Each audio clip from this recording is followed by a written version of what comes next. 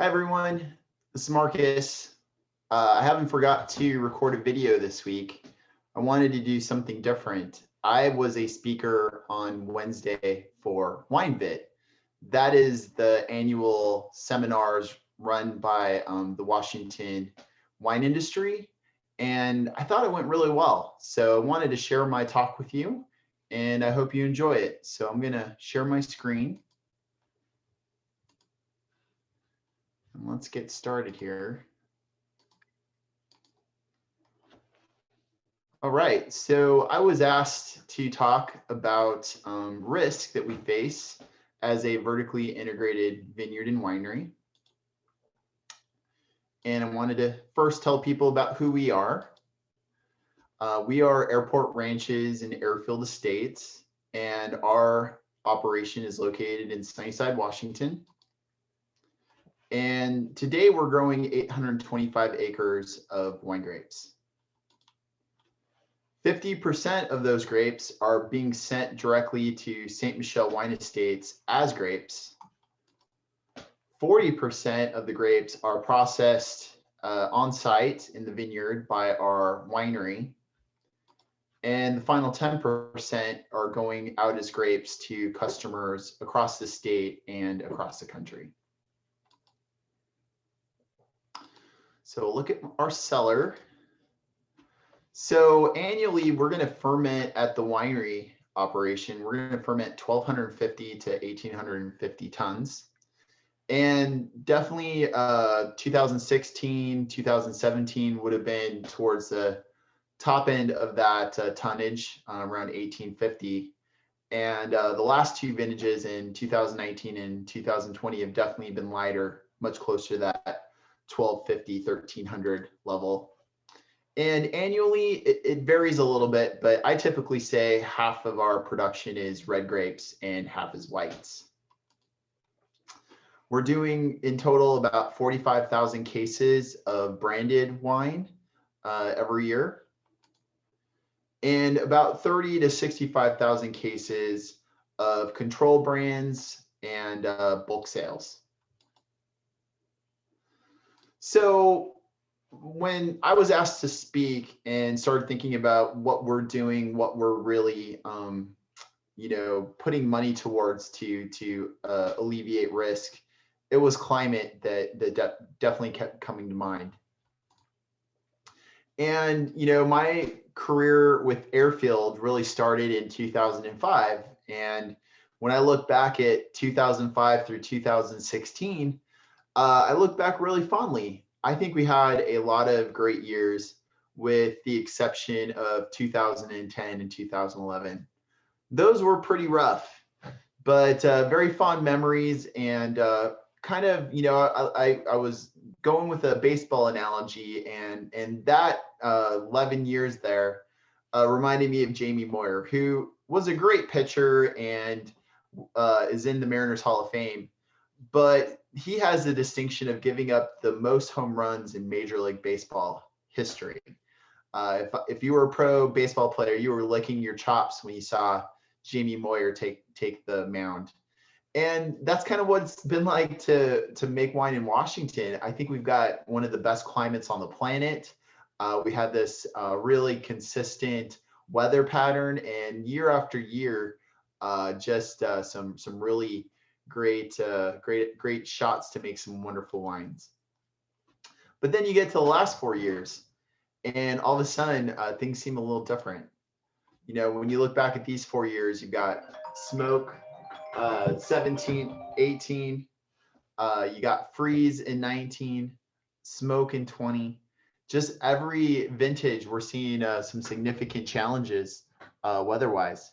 So kind of reminded me more of Pedro Martinez in his prime, and I'm a little nervous that this might be the new normal in Washington and probably viticulture around the world. So with that, what do we do? Where do we go from here? So when we look back, Washington and Mother Nature has delivered a lot of great vintages down the middle of the plate, and the result is we've hit a lot of home runs. But the future, things might not look like that. smoke, freeze, rain. Those are all things we can probably expect a lot more often. And so as a winery, we have to be ready for this. And in researching who's really good with whatever pitch comes over that plate, the guy that jumps to the top is Mike Trout. Mike Trout today is a top 5 hitter against basically every pitch in baseball, and has just developed this great swing that just no matter what gets thrown his direction, he's going to make a really clean contact. So, that's what I want to be is I want to be able to, no matter what weather is dealt our way, that we can continue to make fantastic wine, because that's what the market demands. They want consistency, and as much as we might hope, they don't understand vintage variation. So what are we doing? What are these steps to try to be more like Mike Trout, to make every vintage a banner vintage? Well, I'll start by talking about what we did in 2019. That vintage, definitely the huge risk was the early frost that we had. And on our farm, those top leaves frosted out on October 1st. And that was early for most of the state. And my takeaway that initial day was, man, I've never seen this before. We are probably going to frost out early. And I knew, because we'd had some freeze events would harvested around in the past, that the way we were going to operate with the selective harvester wasn't going to help us prevent frost taint. And the idea of bringing in an army of hand pickers to pick 800 to 1,000 tons in the needed amount of time just seemed improbable, because there would be so much competition from other wineries and from orchards bringing in their apples this time of year, that just didn't seem practical. So why was I so scared of frost taint? Well, the real issue is the way we harvest with these machines is that they have blowers that are supposed to blow out stuff that isn't grapes. But what happens is the stem of the leaf gets detached from the blade of the leaf. And when that happens, the blowers are no longer effective. There just isn't enough surface area. They're little sticks. And so they end up making their way in with the fruit. And those petioles are jam-packed with terpenes. And terpenes is the predominant flavor profile in Riesling, in Gewürztraminer, and has this really strong floral and rose element that you want on your Riesling, but definitely don't want on your reserve Cabernet Sauvignon. So the result is, after you ferment your wines on your skins for a week or 2 weeks, and they're jam-packed with terpenes, you're going to get it in your wines. We know we didn't want that. So what I decided to do was to see if we couldn't invest in some new clean processing equipment immediately. So I called up Grant DeVries at VineTech, and within a matter of days, he's got us scheduled to do a demo at Terra Blanca that had some of this equipment I was looking at. And we knew immediately this is what we wanted to do for the vintage. And by October 15th, everything had arrived and we were up and running with our new equipment. So I'll just walk you through kind of this process and how it worked. So first off, we're going to do what we had planned on doing, which was to use the selective harvesters in the vineyard. And so everything is getting destemmed by the harvesting equipment. And but it's not getting at all the petioles. So we're using a second destemmer. And again, there's not a lot of stems, but the goal in 19 was that this destemmer, it has a different type of technology than the selective. And Grant assured me that this would be a critical piece to really remove those petioles. And so over here, this is our first full day of running. And there's a discharge right above this pile.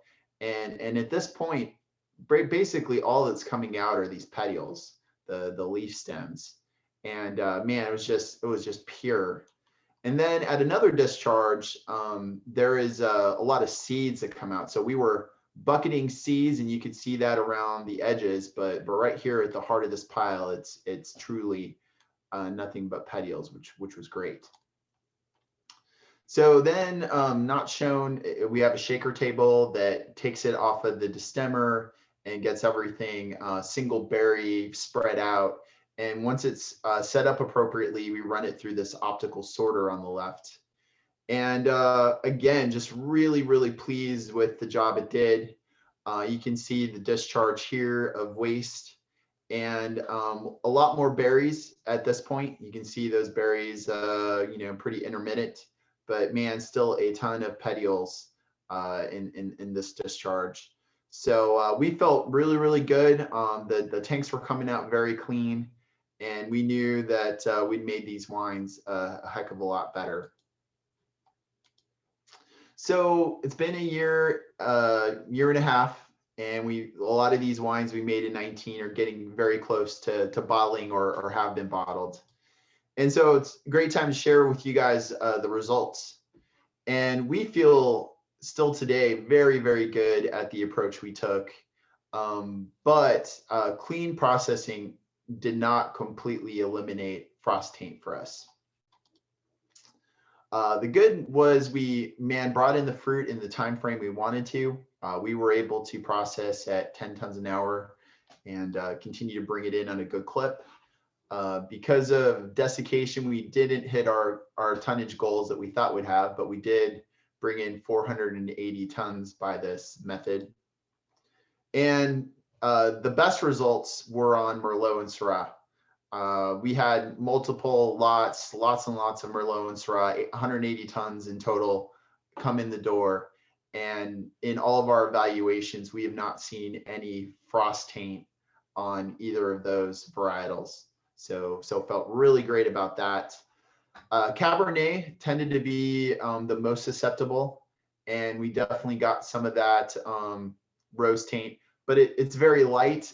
It comes across as a little bit of pine, floral, but it's at a low level that a winemaker like me notices, but maybe other people don't. And then we see a little bit of frost taint in 2 of our 5 Cabernet Franc lots as well. So the good is, hey, we do have some frost taint, especially on Cabernet, but the good news is it's selling and selling very well. We're very pleased, and we're getting a good price for it. And because with this technology, we made perhaps the darkest Cabernet that we've ever made using this approach, and that just wouldn't have been possible have we not invested in this equipment. So we ended up spending about $300,000 to purchase the equipment versus trying to hire enough hand harvesters. And we spent more, but now we have a tool that we used again in 2020, and is now at our disposal for any vintage going forward, which we're really excited about. So next, I want to talk about an approach that we're using that really works with any weather event you might find with harvest. We had the freeze in 2019, a lot of smoky years, and there's definitely been years with rain. But whatever Mother Nature throws your way, across the board, if you can bring in the fruit really, really quickly, you can really minimize your risk. If you can bring in just, finish that harvest off, a week or 2 weeks earlier than you'd expected when necessary, you are way ahead of the game. So we've done a few things to increase our capacity to be able to do that more effectively. And so just wanted to share those with you. So the first thing is the usage of bladders. This is a technique we started using back in 2011, and got them circled here on our lawn. And each one of those is about 6,000 gallons. And we're probably going to start putting these outside when we're getting into red harvest, about the first week in October. That's when the temperatures are really cooled down, and I feel better about putting wine outside. So our first choice is going to be bulk wine that's still in the winery. These will be year-old reds, whites, very stable wines that are at the point where I feel really good about putting them outside. Once we filled all those bladders up with that type of wine, we're going to next be looking for some new ferments, some Chardonnays that maybe were brought in earlier that are finished fermenting, that are dry, and those become great options for putting out in a bladder as well. We've seen really great success there too. Our biggest year where we had just the most need for bladders, we put 25 of these on our lawn, 150,000 gallons of wine that would have otherwise been in our tanks, but those tanks were now available to bring in reds and really helped make that harvest a lot quicker and better. And the cost of doing this is not astronomical. I don't know of another storage type that is such a low cost. And when we compare it with the savings of shortening harvest and being able to let go of some of our temporary harvest labor, it really is about a wash. We figure we're not spending a whole lot more in dollars, but what we are doing is bringing things in at the exact right time. So this wine that is outside, we're going to try to bring it in as quickly as possible. So along those lines, we wanted to bring the wine out in the bladders very quickly. And in 2019, we invested in 4 very large tanks for some of that bulk wine. These are primarily for storage, but we this last year used them as a fermentation solution. We were again getting towards a frost event that we foresaw, knew that what the challenges that would bring, and so just brought in a whole lot of tons of Cabernet in those last couple of days. And so we deployed these tanks as 80-ton fermenters, and really pleased with the quality we saw. The wine really was great, and we got harvest done in a timely fashion. Another thing we're doing is we are using 2 receiving pits. We always used to use just the one, but when we got to this clean processing technology, we started the second dedicated red pit. And man, that's really helped us process a lot faster. So we're going to be just dedicated to reds on the hopper on the left. It's a converted gondola that used to be pulled by a tractor, but now is stationary. And it just does a great job. It does 10 tons an hour. On the right, we got our larger and our first pit, and this can hold more grapes, but is a fantastic choice when we're loading our 2 presses. We'll load 20 tons of whites 3 times a day, and together just get a lot accomplished. And this, having a dedicated for reds and whites, means a lot less cleaning and a lot more runtime. So lastly here, one more thing, giving you some frost solutions, some overall weather mitigation by bringing in things quickly. We're going to close by talking about something regarding smoke taint, which definitely is on everyone's brain after 2020. And with smoke, you definitely have to worry about what's going to happen when these grapes ferment. So much of the smoke flavor doesn't come out, it's bound until it's fermented, and then it becomes free. And then all of a sudden the winemaker notices, wow, I've got a problem here. And testing last year was so hard to come by, and results were going to be so slow, that after talking with our crop insurance agent, the best solution seemed to be to just take berry samples, label them really well, throw them in a freezer, and you have them if there's a problem. So we did that and felt really protected. Luckily for us, no winemaker picked up smoke taint. We didn't have to send anything off to the lab, but sending one sample off to the lab can cost close to $300. And we have 75 or 80 lots. So potentially a tremendous amount of money could be spent testing. But instead, by holding berries until if there's an issue, you avoid all those costs. So it was a really great solution for a pretty scary year.